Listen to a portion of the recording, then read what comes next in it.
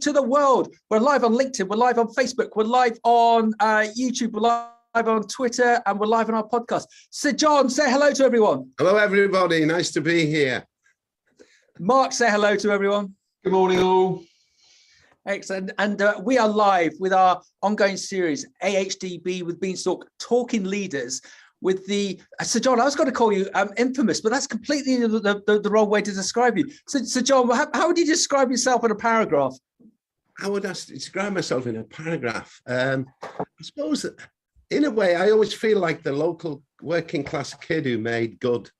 You know, I never thought, you know, when my dad died when I was in primary school, and it left me mum to raise two boys in a place called Kirby in Liverpool, which is an overspill from the city centre after the Germans destroyed most of the tenements there.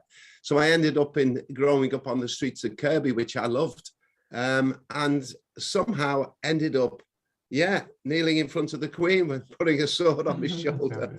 Great. Kind of unreal. So yeah, the local kid who made good. Yeah, if I can do it, anybody can do it is probably the mantra. Well, so everyone, we've got this amazing character on, Sir John. And so before we do the deep dive, we better set a little bit of a context background to this.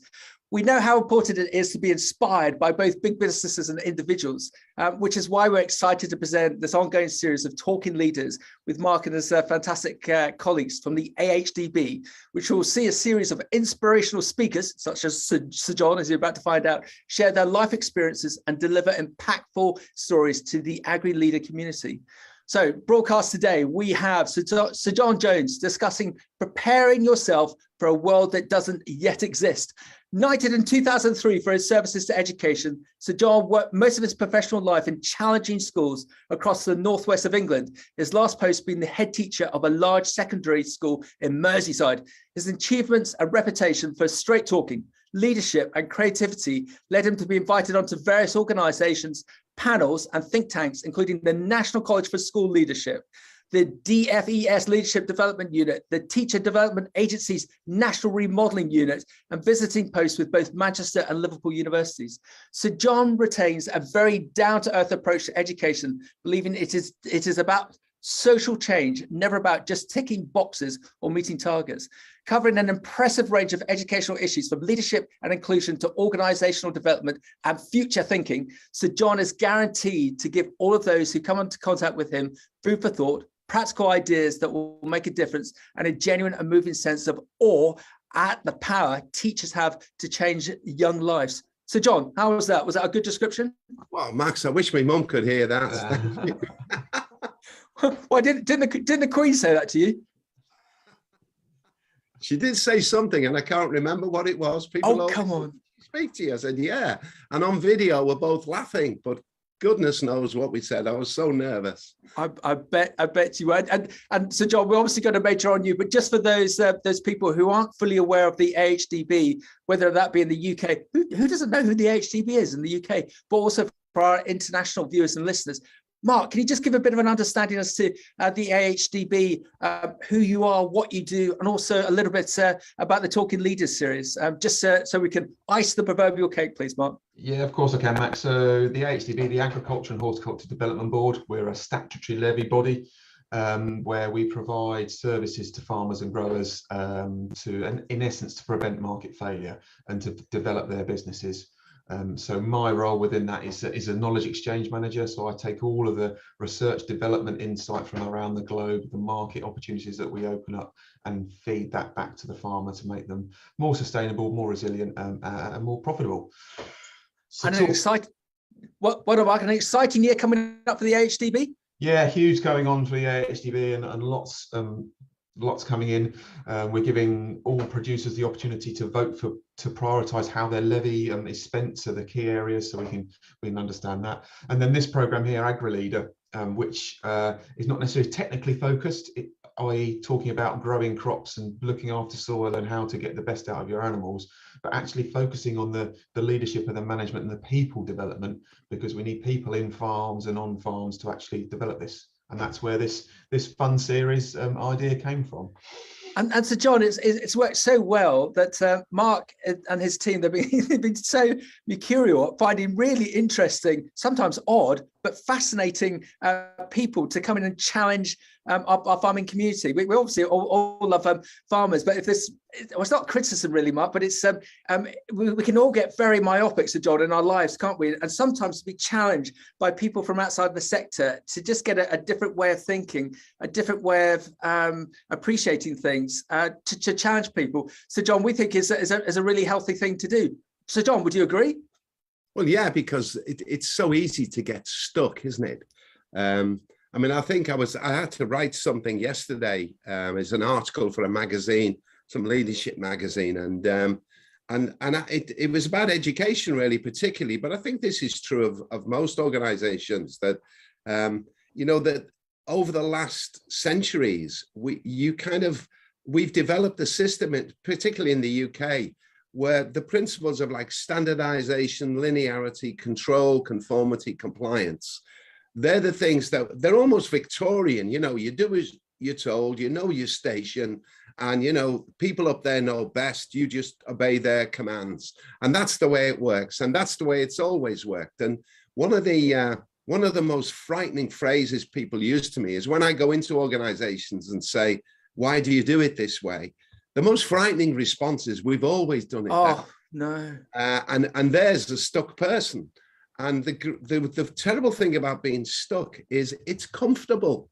It's cozy. It's like a warm woolly sweater in the middle of winter when you're out in the fields, you know, and a big fresh pair of mittens on your hands. I mean, it is comfortable being stuck. And yet the world out there is changing. You know, somebody once said change is mandatory. In other words, it's happening. Growth is optional. You don't have to do it. You can stay exactly where you are. But status quo, certainly in the modern world, is not an option.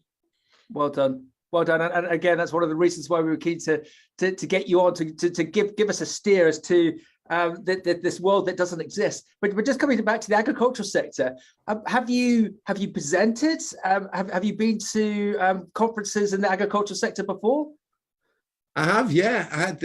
I've done the National Dairy Farmers Conference. Fantastic. A couple of times, and I worked down in your part of the world, in Brighton. Yeah, there's a fantastic agricultural college, isn't there? In Plumpton College. That's absolutely right. Yeah, and where didn't you used to work there, Mark? Or yeah, I was the curriculum lead for agriculture and food down there, and that's where we first met, John. He's exactly right. And they have you seen the new campus that they have there? And I delivered to all the staff there in this wonderful marquee set in the gardens. And so yeah, I'm used to being asked to do talks to what I regard as a very strange audience for me, because if they're all about education and learning, well, I'm in my comfort zone. But when I'm talking to the national, you know, dairy farmers, that's kind of a skiing off piece for me. And shall I tell them the story about me cup of tea? You've seen me coming a mile away from that one, please, because I think it's hilarious. Tell everyone what happened at the conference. Now you nearly got thrown out. Yeah, no, it was in, I think it was the Edinburgh conference, and it was. I did the first part of my talk, and then we had a coffee break, and I drink tea, so I went to get me cup of tea, and there was a guy behind serving the stuff, and he was like a man mountain, you know, he had hands like bin lids, so he was, you know, very agricultural, and he said, "How do you like your tea?" And I said, "Well, just weak black tea." And he basically said to me, "You can bugger off. This is the National Dairy Farmers. You're having milk in you." He said, "Put as much as you want." That was an awakening for me. You see, there I was stuck in my comfort zone, and he got me right out of it.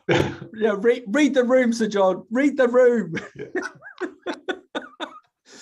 So guys, let's just explore this topic of preparing yourself for a world that doesn't yet exist. I suppose for the three of us, we've got these generations coming up behind us, and children. Oh, so John, children are so fundamentally key to where we're going to take everything. So John, how can we prepare children, our kids, for their future careers when currently those jobs, those roles don't exist? Going back to your point about these people that we've all met who are just caught in their comfort zone, and we've always done it this way. Everything is evolving so fast. I can't work out whether it's evolution or revolution. But so, John, how do we prepare our children for these jobs that don't exist? What do you think, please? Well, yeah, let me tell you a story which kind of captures the challenge. Once there was when I was a head teacher in a school in Liverpool, there was a piece of graffiti. It was the best piece of graffiti I ever saw. It was on a classroom wall, and it said, "My dream is to live forever. So far, so good." And I thought, brilliant. And the head of English, because in an English classroom, came storming into my office, and he said, "Have you seen the graffiti on that wall?" And I was about to apologize, and he said, "Oh, don't apologize." He said, there's speech marks, there's a comma in it, it starts with a capital letter, it ends with an exclamation mark, and it's got a semicolon right in the middle. He said it's a grammatical masterpiece. And then he asked me for a wage rise, you know. But anyway, we sent for the boy who'd put this up, who was responsible for it. And I said, what's with the graffiti? And he said to me, "Well, sir," he said, "the future's important to me. It's where I intend to spend the rest of my life." He was obviously a clever kid, you know. Wow. And then he looked me square in the eye and he said, "Is that future safe in your hands?" Oh. And you know, I took that back to the staff and I said, you know, that's the question. Is their future safe in our hands? Because, you know, I said we've lived for so long in a comfort zone. You see, education particularly just repeats itself. Yeah. So if you look at the 1904 curriculum regulations, the curriculum that's presented then is almost the same as we do today. Really? I mean, there are some differences. They had husbandry and whiffery. But they in a way have morphed into what we call design technology and food technology. You know, so we've still got the same subjects and we're still doing it. And the examination system still kind of examines just a very narrow aspect, your ability to recall facts and some kind of ability at deductive reasoning. So the whole system hasn't changed. But in answer to your question, Max, the good news is there are some great people around. Like if you ever want a good book to read The World is Flat by Friedman. I've forgotten his first name. Friedman's book, he talks about how the world is changing. But if you look at what the OECD are coming up with and the World Economic Forum, you know, they're saying, you know, what we're going to need, all of us, to survive in the future is basically creativity, ingenuity, agility, adaptability, and sociability. Wow. And when you think about it, you know, those 5 things I gave you before, you know, the control, conformity, compliance ones, yeah, they are exactly the opposite to those 5 principles. So they are the things that if I was speaking to any audience, I'd say, put those things down on a piece of paper and have a look at the way you operate, whether it's running a farm or running a school. Where do you measure up against creativity, ingenuity, agility, adaptability, and sociability? You know, do you use other people? You know, one of the great things about COVID is something that I call compassionate solidarity. Didn't it feel, you know, those Thursday evenings when we stood outside the gate and we were clapping and banging pans with our spoons to applaud the NHS and the key workers? There was a real sense of what I call compassionate solidarity. And that's key to survival in that modern world. So if I could give you a mantra, it would be quick to change, swift to adapt, and slow to complain. In other words, you've got to get on with it, but staying still is not an option. Well done. And that curriculum from 1903, as we go through this pandemic change and the internet change, there's one of my throwaways, the likes of the gig economy, where perhaps full-time jobs aren't going to be here. And there's the predictions that the 16-year-olds of today, by the time they retire, they could have upwards of 60 different jobs and most of these will be on a contract basis, 6 months here, 9 months there, 3 months off, traveling the world, come back again, do 6 months off. Do you think education is still going to be presented, delivered in the same format, or do you think that's going to fundamentally change? No, that will fundamentally change, and you're absolutely right. Certainly, my generation, the principle of a job for life was enshrined, wasn't it? And you worked till you were this age, and then you got your clock, and then you retired on a state pension. And that was enshrined. And you're right, now our kids operate by a job for the life of the contract. You know, one of the great problems we have in teaching at the moment is young teachers particularly are leaving the profession after 3, 4, 5 years. And I think part of it is to do with workload and the pressure and so on. But much of it as well is to do with the fact that they don't see themselves as doing the same thing for decades, the way we just expected to. And in fact, we were encouraged to.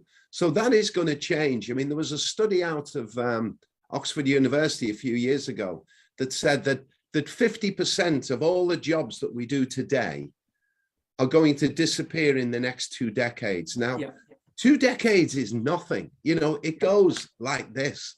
Yeah. And when you know, if it was saying the next 200 years, you could almost live with it. But in 2 decades, now the problem we have today is in, say, Victorian times. I mean, the motor car in the early part of the 20th century killed the horse, didn't it? Yeah. So we had all these, you know, the people who looked after the horses, the blacksmiths and so on. Yeah. You know, what could they do? Because all their jobs disappeared. Well, they became motor mechanics, and they changed direction slightly. So the way employment worked is we were able to readapt the skills we had. What is happening now is automation and computerization is taking over all those jobs that were kind of mundane. And I've always had the view that if a computer can do it, let it. Yeah. The problem with that is it's left a lot of people with time on their hands. And certainly, you know, my daughter, she's got about 3 jobs at the moment.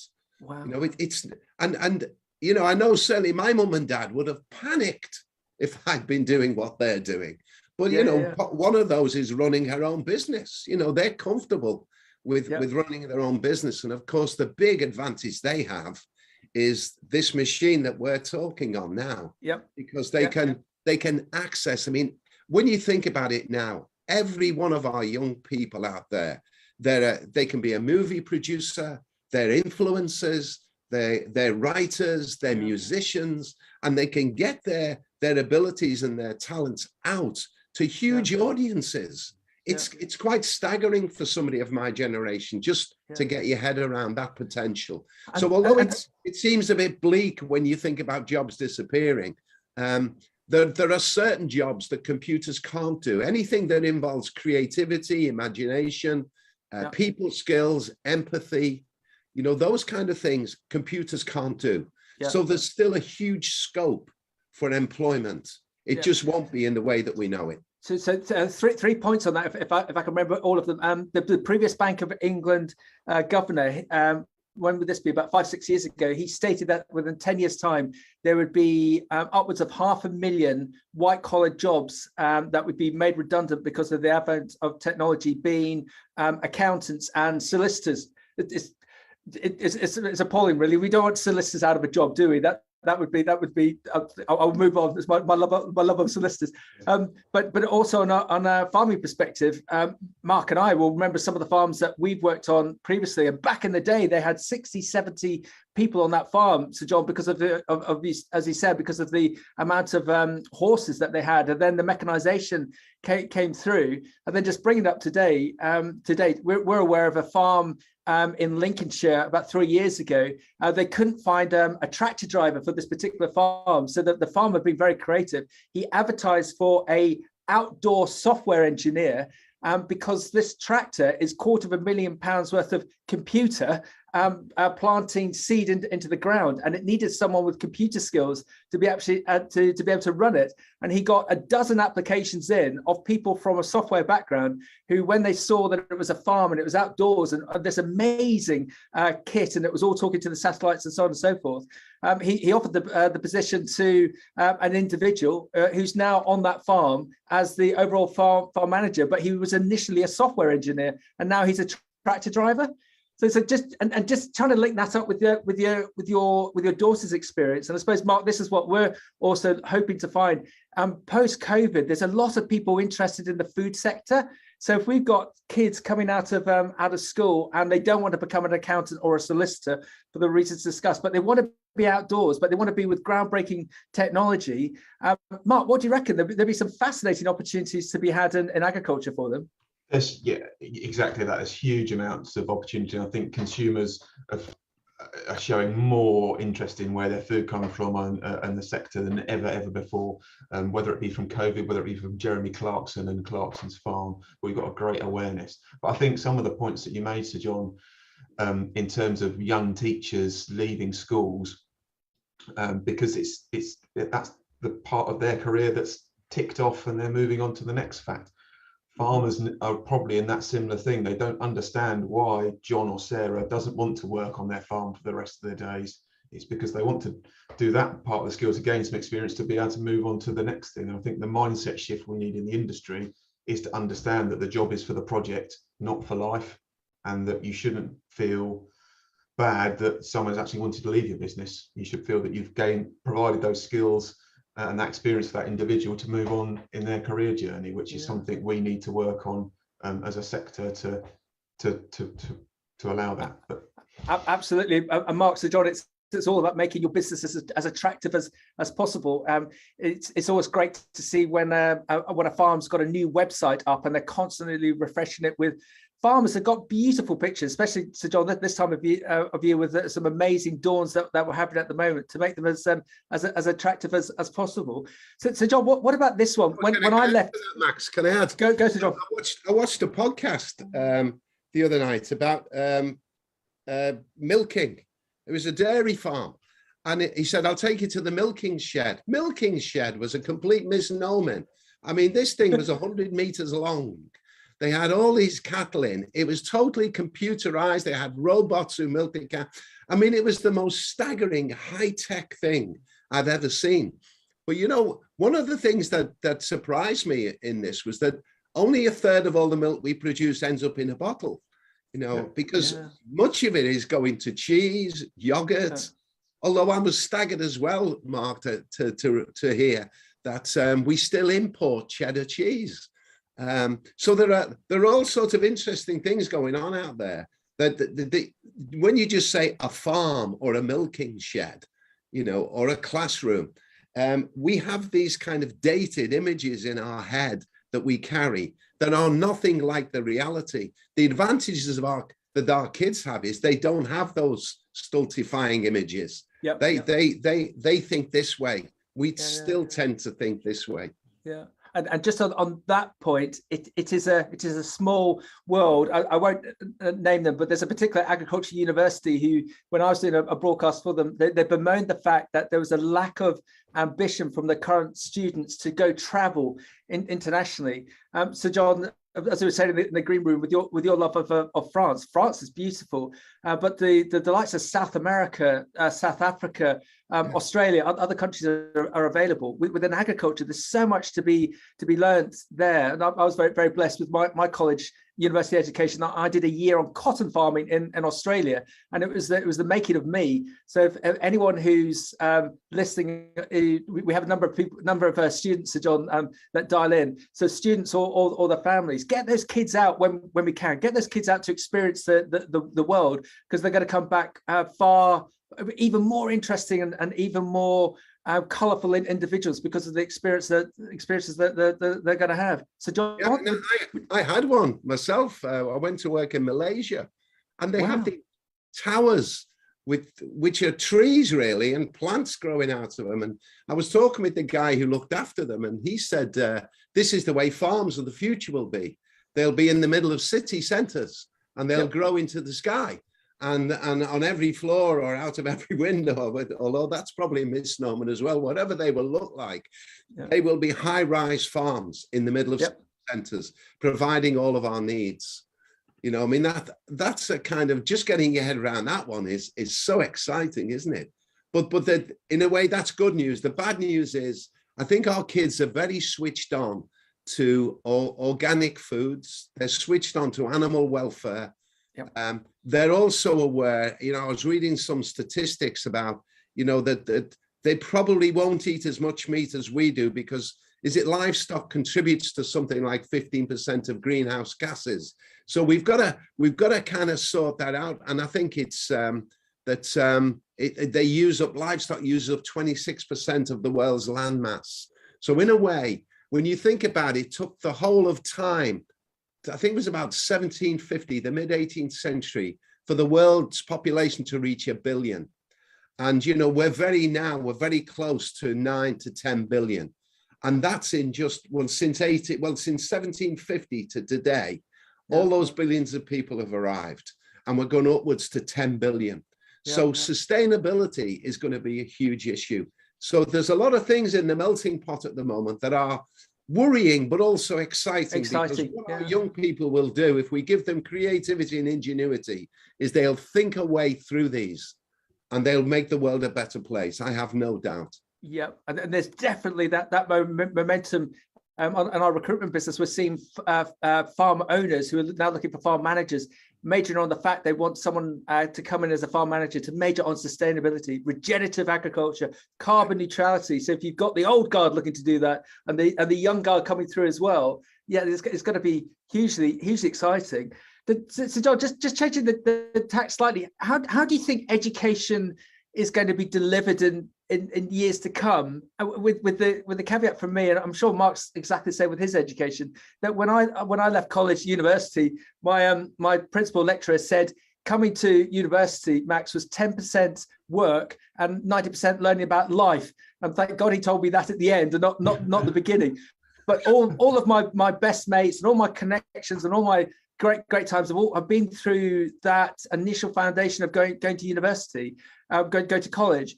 Do you think there's such a clamour for e-learning that's today, Johnny, Michelle, you don't have to go to university. You can learn everything online. Just pick the modules that you want. But they're not going to learn that interaction, those people skills, those communication skills. So, John, how do you think education is going to be delivered in years to come, please? Well, that's an interesting one. You see, education has kind of evolved. I mean, in the old days, it was delivered. I mean, the teacher was the walking encyclopedia. I mean, we didn't have Google, did we? Yeah. The teacher was the walking encyclopedia, and often it was the priest or the vicar in the village, because they had education. They were the only people who could read. So they had to pass on this information. The trouble is, when we built schools, we built them around little boxes with the walking encyclopedia at the front and the learners sitting in rows, soaking it all up. But, I was a student once in a classroom I was in, put his hand up and said to the teacher, "Sir, why do I need a teacher when I've got Google?" And isn't that a fantastic question? Wow. Yeah, this teacher was great, because what I say to teachers is, look, you're not there to provide answers anymore. You're not the walking encyclopedia. You're there to ask brilliant questions and recognize their brilliant questions. So this teacher just said, "Fantastic question," and walked away. And he said he called it letting the silence do the learning. He said, and if you leave it long enough, the kids will fill the silence. And this student did. He just looked this teacher in the eye and he said, "Teachers are stupid." Now, this teacher had obviously been on behavior management courses, because the secret of behavior management, managing other people, is the ability to, is the smiling eyes of the teacher and the ability to be an actor, not a reactor. So he stayed calm and said, "Well, I am a teacher. Would you like to develop that point?" And this boy said, "Yeah, teachers are the only people on the planet who ask you a question to which they already know the answer." He said, "That's stupid." And when you think about it, wow, that is ludicrous. Imagine if you were walking down the road and you'd ask a passerby, "Excuse me, can you tell me where the station is?" And they say, "Yeah, it's second on the left." And you go, "I know, well done." If that's ludicrous, but that's happening in classrooms still all over the world. So, the teacher still wouldn't answer the question. And Sarah put her hand up and she said, to the teacher, "Say, you're struggling with the answer to the Google question, aren't you?" And he said, "I am, Sarah. Will you help me?" And she said, "Yeah." She said, "I'm going to go to university to study history, because Mrs. Smith didn't teach me history. She taught me the love of history." You see, Google can teach you history all day long. It can't give you the love of history. Well done. That's Mrs. Smith's job. So that role for the teacher will not disappear. But the walking encyclopedia is completely out of date. I mean, one of the great things about COVID is that it's given teachers the confidence to teach online. Yeah. It's kind of moved us forward quite a number of years, in just a couple of years, the way people are now using online learning. Yeah. Because when you think about it, Google can take you anywhere in the world, to any museum, any country, any particular incident in history. And I personally, now, if I want to know anything, I go onto YouTube. You know, the emergence of short video clips that are instructional is so powerful. So in answer to your question, we won't need probably physical buildings called schools. We certainly won't need classrooms. What we will need is the social interaction that you got at university with other students, and that the teachers have in terms of the student-teacher relationships. So you become a guide and a mentor for their self-directed learning. Wow. And you know, I'll finish on this one. There was a woman called Jill Watson. I say a woman. Jill Watson is a computer, but Jill Watson at Georgia State University, I think it was voted best learning mentor. Of all the learning mentors they have at the university, she was voted best. Because she was the most helpful. She was always there to answer your questions. And Jill is a computer, and nobody twigged it. I think on one occasion, they suddenly realized that something was amiss when one of the students asked her out to dinner, and she didn't know how to reply because it wasn't programmed in. You know? They should have programmed him. I'm sorry, I'm doing my hair. I'm washing my hair that night. But anyway, that's changed. See, already in the United States, students are coming into school, sitting down with the teacher in the morning, planning their day, which is built around their personal preferences and their passions. And then they go off on a self-directed learning journey. Fascinating. You know, we're still locked into crowd control. We've got 1,500 kids. What are we going to do with them all day for 198 days a year or whatever it is? And we're still locked into that organizational problem. The computer and technology will free us of all of that. And students will be able to go on personalized learning programs. I think schools will probably become accreditation centers where you'll come in if you've got issues, or you'll come in to kind of find out if you've reached a certain level and get on to the next level of ability. Does that make sense? It does. Just go back to that Jill Watson one. Mark, I don't know if you've ever done this. I've got a Google Alexa at home, and I asked Google Alexa, am I, Max, the most handsome person in England? And there's this pause, and she said, you are the 1,353rd most handsome person in England. I thought, not doing that again. Yeah. But so John, just linking that in with the community that we have in the farming sector, that when they have new starters coming in, whether they be young or old, there's a teaching element to bringing these people in. Going back to that software programmer with the tractor earlier. So what would your advice be to those? I hate the word employers. To those people running a business and bringing new team members, new colleagues in, as to how they should look to learn from you and these changes. How should they train? How should they educate their teams? Should it be the mentorship and then getting them going in their direction of self-discovery, whether it be YouTube or whether it be specific courses? How would you recommend employers teach their teams ongoing with this new technology, this new way of thinking? Well, one bit of good news is that, I think it's good news, some of the head teachers and principals of prestigious public schools are now recommending to their students that they don't automatically go down the A-level route, 3 year, 4 years at university route. They're actually the apprenticeship process, which is now beginning to boom again. That the apprenticeship program where you learn on the job. Well done. Is the best way forward. Yeah. And you get all those, those kind of social interactions we enjoyed at university. You get all those if you become an apprentice for Microsoft or Apple, wow.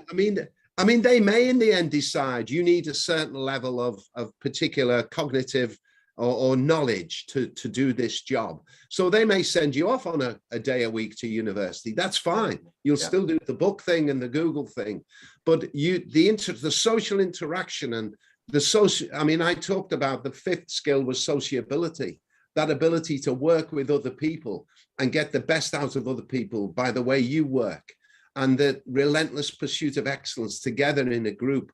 I think the apprenticeship schemes are going to offer that opportunity in a way that we've never really, I mean, in the old days, the apprentices, you became like an apprentice electrician, didn't you? For 5 years, you earned a pittance. And then in a way, some of them were exploited, you know, and they became what we used to call the can lads and made the tea and the coffee. Yeah. I think those days are well over. You know, the apprenticeship schemes now that I'm seeing, you know, they're well planned, they're well run. You know, the levels that the students are attaining are considerable. So I think in terms of the people who already are there, who will be the mentors and the trainers, well, I've given them the list. You know, you're looking for creativity, ingenuity, agility, adaptability, and sociability. And there's only one way to develop those kind of students, and that is to surround them with adults and mentors who have those qualities. So that's the pressure on the mentors and the teachers now. Yeah, well said. I can't believe I completely overlooked the apprenticeships scheme element. And on our Beanstalk broadcast, we've had some apprenticeships on apprentices on who've been amazing, and they've really quickly added value to those businesses. So they've got the best of both worlds, haven't they, Sir John, Mark? That they've got the osmosis from the formal education element of a day a week or a day every other week, but also the learning effect from everyone around them. And I love that expression of being let go to grow, knowing that this person is competent, giving them all the skills, giving them all the tutoring, and just seeing them prosper. So I think the apprenticeship schemes, as they become more in vogue, I'm not going to say that word sexy, as they become more sexy to that age group, we should see a big uptick. And if you're going to be negative about universities, it's going to university and doing 3-4 years and coming out with 30-40 grand worth of student debt, compared to an apprenticeship where you're earning all the way through and learning, actually might be more attractive. But Mark, what do you think? Apprenticeships, do you think that's a way to go? Yeah, I think they're hugely positive, and actually AHDB have been very involved in the development of the new range of standards for the industry, and it's like you say, it's allowing that individual to learn and develop whilst on the job. And I suppose thinking about some of the points you made, the 5 new skills, Sir John, coming from the draconian Victorian era where the person at the front or the boss is the one that knows everything and thou must do it. We need to be a lot more flexible and adaptable to allow people coming into the industry to show creativity and such like to evolve within the business and become, I suppose the new boss is more of a facilitator. There's still going to be lists of things that need doing and jobs that need doing, but to steer those individuals through them and not say you must do this, that, well, X, Y, and Z by X. Yeah. Yeah, and you know what, Mark, you're absolutely right. And if I could get those people to understand one thing, it is that they are the lead learner. Yeah. You know, that they're not the boss, they're not the font of all knowledge. That I mean, don't they say that now that knowledge is progressing so quickly? You know, the knowledge on the internet now is doubling. You know, and it's not in years, it's in hours. You know, the amount of knowledge that's available, you can't hope to keep up with that. We're all learners, we're all wearing L plates, but that boss now is the lead learner. And if they could really get their heads inside that mindset, it would be fantastic. But also that has implications, that knowledge progress for universities, Max, because, you know, when you think about it, if it's progressing so rapidly, a 3-year university course, they reckon that by the time you get from the first year to the end of year 3, by the time you get to the end of year 3, most of what you did in year 1 will be completely out of date. Wow. So there's really a big question mark about whether the 3-year course now, the way knowledge is progressing so rapidly, is relevant anymore. Yeah, and it's fascinating what you said about how you can see not the demise, but the movements away from a physical school, and absolutely get that with universities as well. We've all got and also those kids that have been born today, they're predicted to live to the age of 100, so they're going to be retiring when they're 70, 75. And so what I'm picking up is that it's just going to be a lifelong journey of education, and how exciting that will be, and how those tools will be there for you to keep on learning, keep on learning. But I suppose, to John, Mark, it's just being able to install in people that enthusiasm, that passion to keep on learning. Yeah. Well, do you know, I read in the Times recently, Max, that the first person to live to 200 has probably already been born. Good grief. Isn't that a staggering statistic? Mind-boggling. Because I think the other thing is that I think at the moment, let me get this right. I wrote it down somewhere that life expectancy, you know, it's currently growing by 2 years a decade. So that's for us. Okay, so that's positive news, isn't it? So life expectancy is growing 2 years every 10 years. But for our kids, it'll grow by 1 year every year. And that aging in Matt's world will be regarded as a preventable disease. And in the long term, so will dying. Okay. You know, with the emergence of prosthetics, Elon Musk's Neuralink, where they're putting chips inside people's brains, which they hope will cure things like Alzheimer's and dementia and blindness, and all sorts of things are going on out there. And they're already happening. Although we're talking about the future as though it's out there, these things are already happening. My son left on Friday to go and work in Los Angeles, and his boss goes to work in a driverless car. He just sits in his car and it takes him to work, and he can have his breakfast on the way. Coming to Everton soon as well. So John, unfortunately we're just running out of time. But talking to you is so mercurial. It's talking to someone who can see the future and help us see through the fog. I've got to ask you a big hairy one, if that's okay. With this agricultural community that we've got in the UK and overseas, with especially with this elongation of life expectancy, everyone will want to eat fresh foods. Well-grown food, sustainable food, and that's going to come from all of Mark AHDB's members. And so we're in a bit of a zeitgeist at the moment. We're very, as a sector, as a community, we're very attractive for people to come and work with us and stay with us.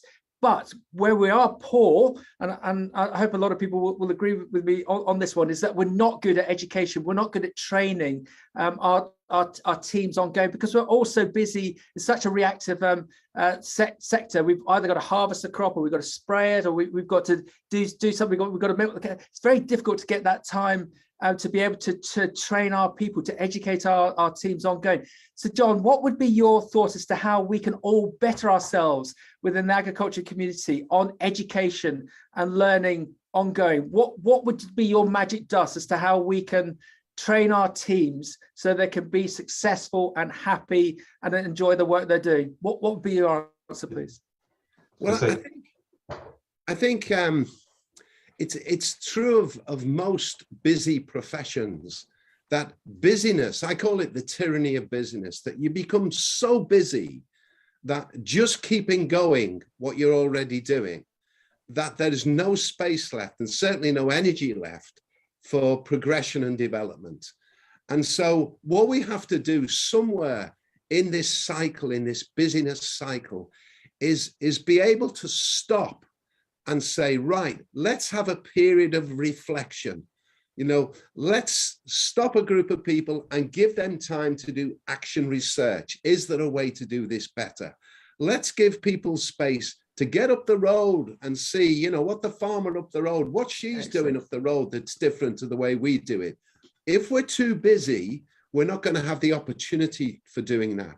And I think as well, what you need is almost a national professional development program that provides world-class training. And that's the kind of world that Mark comes from. Well done. Yep. And we deliberately create the space within our busy schedules and put this as our top priority, that learning is so much more important than just getting the crop in this year. Now, I know that's hard to take, because I loved the Clarkson series. I didn't like Jeremy Clarkson before I watched it, but I think the guy, you know, he's got a lot to commend him now. But all my friends, you know, their knowledge now of an agricultural kind of pressurized environment is immense. So it's perhaps this world-class professional development idea is an idea whose time has come, because I think people are very aware all of a sudden of what it's like to be out there on the farm. Yeah, but we've got to take time out to reflect, and take time out to research, and take time out to train, and make that your number one priority. Mark, I'm going to pass it over to you, but just to get my caveat in, the best people I've ever met in business spend 20 to 25% of their working week thinking as to how they can make their businesses and their teams better. Mark, over to you. I was just going to just to pass it. That's such an important point in terms of that stepping back, getting off the hamster wheel, even if it's for half an hour, whatever it is, to reflect, to see where the issues, because as we know, the industry is facing multitude of challenges at the moment. The kitchen sink's being thrown at it, margins are really, really tight. In terms of developing staff, there still is, people are worried about investing in people that then leave and move, and I can't get the return on that investment. That step back and reflection, and just to try and build some kind of CPD program, whether it's nationally or whether it's internally within those businesses, is really important. But yeah, take a step back and see the wood from the trees. Excellent. Great advice. And Mark, before we wrap up with Sir John, anything to ask of Sir John from your side, please? I suppose the only thing is, Sir John, you tell a very good story about Sid Pigden and Ian Wright, the ex-Arsenal footballer, which Sid Pigden was his teacher and his inspiration, and showed belief in where Ian went in his career. Does Sid Pigden look any different in 2050? Is it still the same type of person, or will things change? No, I think if there is an eternal truth, it is that the ability to be a warm, human-centered person, and to be the, you know, I always say, I ask teachers a hard question: are you the kind of person when you enter the classroom, the room lights up, or are you the kind of person when you leave the classroom, the room lights up? That's a tough question, but it's about human beings. I've forgotten the name of the guy who runs Starbucks, but didn't he famously say that he's not in the coffee business? He said he's in the people business, and he serves coffee. Wow. And the people who are most successful today are the ones who realize that whatever you do, you're in the people business, and that in the end you live or die by the quality of the people you nurture around you. And that's Sid Pigden's message, you know, that we can't do without that. Computers cannot replace that, really. They can give you factual advice on things, and they can even fight law cases for you, Max. You're right, they can do your accounts every year now. But what they won't be able to do is put an arm around you and say, you did well there. Yeah. So Mark, sorry, Mark, anything else? No.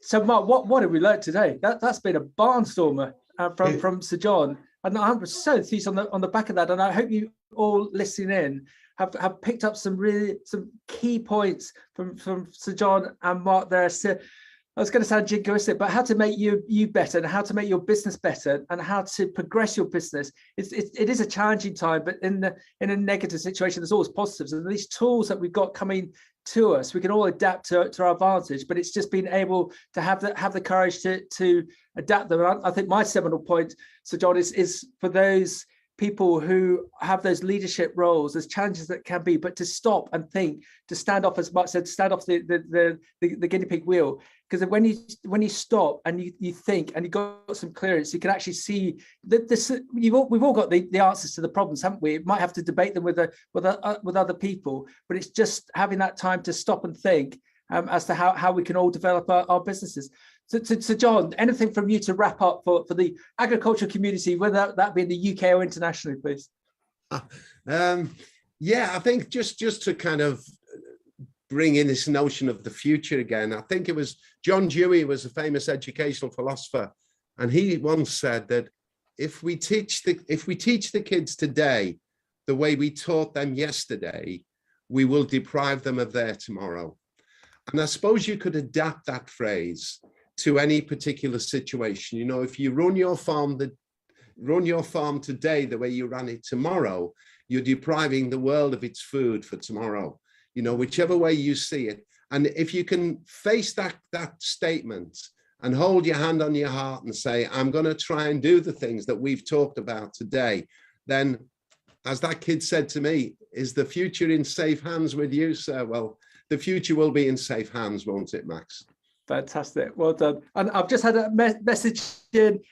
Is Sir John still having milk with his tea? Careful. No, I've got to be honest. I drink black tea. Right, get him off. Unless you're presenting at a dairy conference. I have it on my cereals in the morning. Oh, there we go. We got out of jail. Just to reiterate that. So John is having milk and the cereals in the morning. We are saved. Thank the Lord. Excellent. Gentlemen, that's brilliant. Sir John, you're brilliant. Mark, well done for bringing Sir John on. This has been another great broadcast with the AHDB and on Talking Leaders, and we look forward to future ones. If you've got any questions of us, if you want to find out more about AHDB, have a look at the links and look out for Sir John. He's everywhere. He's a great inspirational speaker, as you've just found out.